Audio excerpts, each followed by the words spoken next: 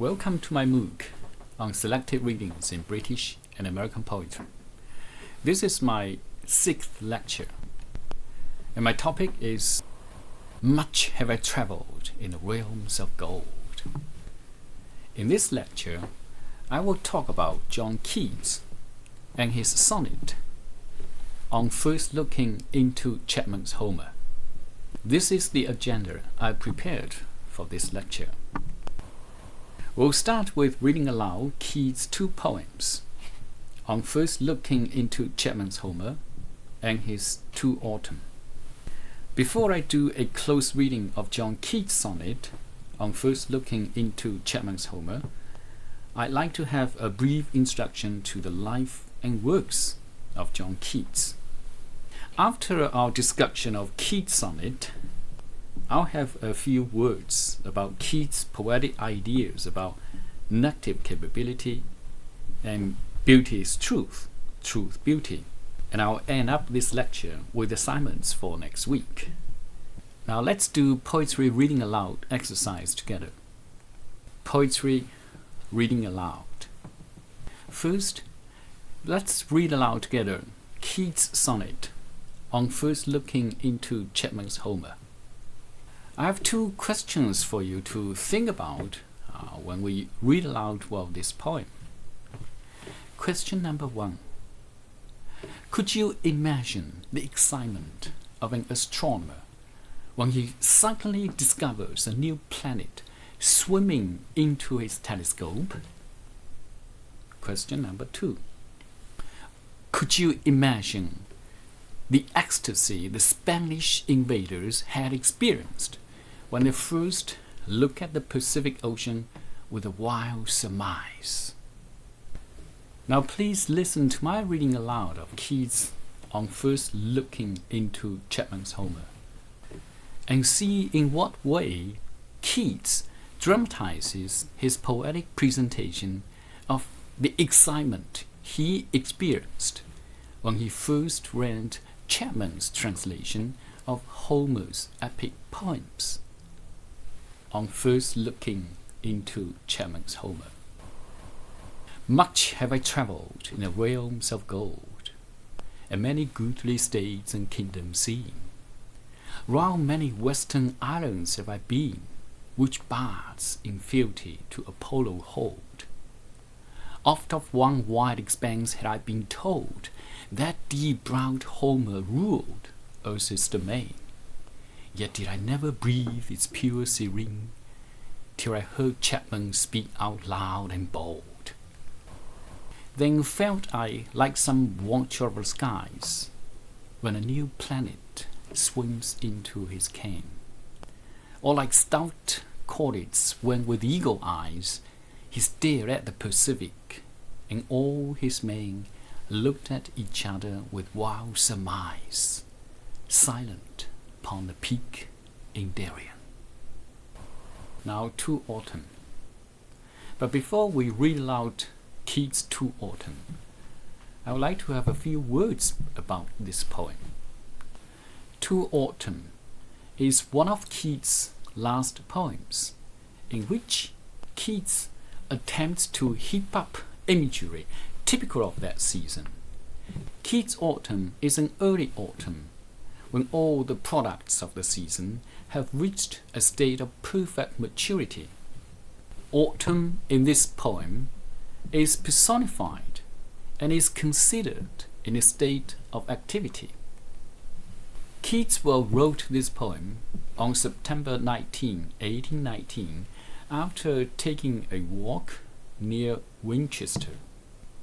In a letter dated September 22, 1819, Keats will enclose a copy of this poem and wrote as follows.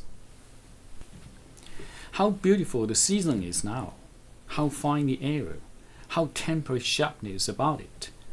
I never liked stubble fields so much as now. Aye, better than the chilly green of the spring.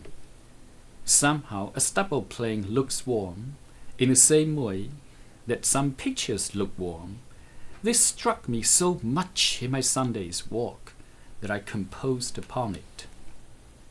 In this poem, autumn joins with the maturing sun to load the vines with grapes, to ripen apples and other fruits, to swell the gourd, to fill up the hazel shells, and to set budding more and more flowers.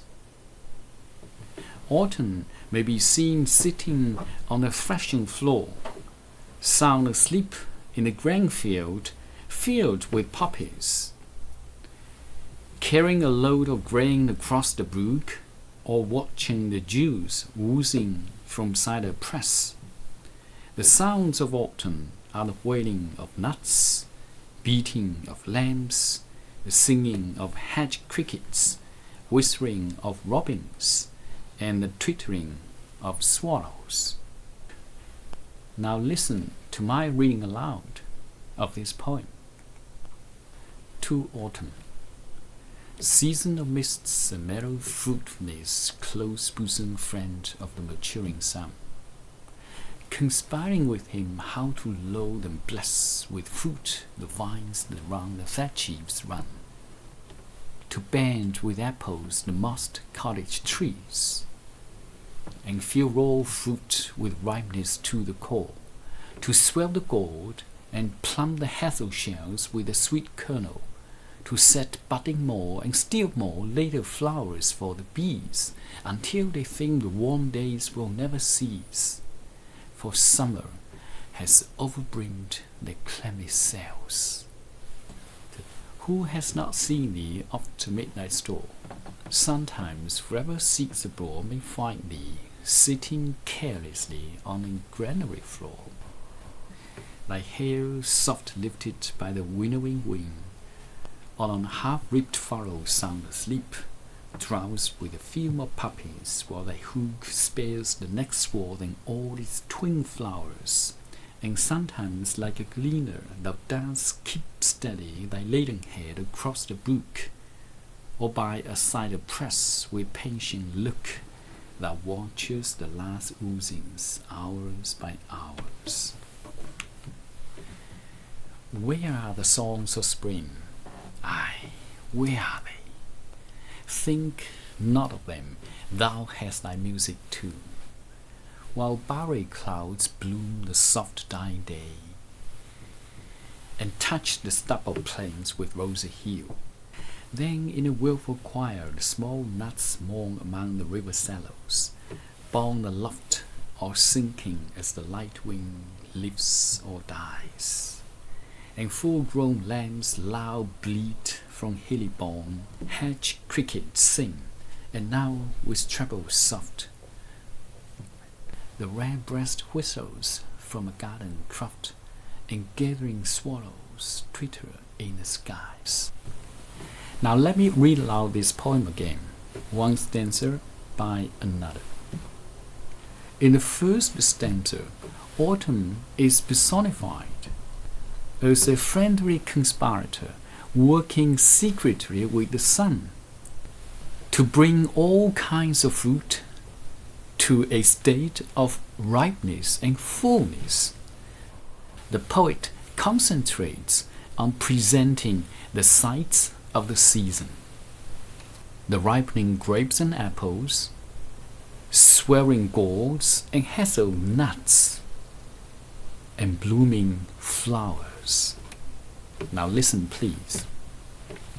Season of mists and mellow fruitfulness, close bosom friend of the maturing sun, conspiring with him how to load and bless with fruit the vines that round the thatch eaves run, to band with apples the mossed cottage trees, and fill raw fruit with ripeness to the core, to swell the gourd and plump the hazel shells with a sweet kernel, to set budding more and still more later flowers for the bees, until they think the warm days will never cease, for summer has overbrimmed their clammy sails.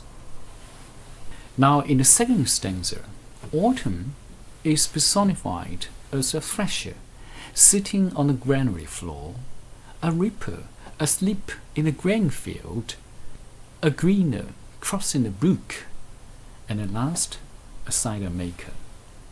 The poet's emphasis, therefore, is on the characteristic activities of the season: threshing, reaping, gleaning, and cider making. Now listen, please. Who has not seen thee oft amid thy store? Sometimes whoever seeks abroad may find thee sitting carelessly on the granary floor, thy hair soft lifted by the winnowing wind, or on half-ripped fallows sound asleep, drowsed with the fume of poppies, while thy hook spares the next sward and all its twin flowers, and sometimes, like the gleaner, thou dost keep steady thy laden head across the brook, or by a cider press with patient look, thou watchest the last oozings hours by hours. In a third stanza, autumn is personified as a musician who produces his music as pleasant as that of spring. The sounds of gnats, lambs, crickets, robins, and swallows. The poet here deftly makes the ending of the poem echo to the ending of the day, and gathering swallows twittering in the sky. In the evening, we often see swallows gathering in flocks, ready to return to their nests for the sleep. Now listen, please. Where are the songs of spring? Aye, where are they? Think not of them, thou hast thy music too, while barry clouds bloom the soft dying day, and touch the stubble plains with rosy hue. Then in the wilful choir the small gnats born among the river shallows, borne aloft or sinking as the light wind lifts or dies, and full-grown lambs loud bleat from hilly bourne, hedge crickets sing, and now with treble soft the red-breast whistles from a garden croft, and gathering swallows twitter in the skies. Okay, so much for reading aloud exercise.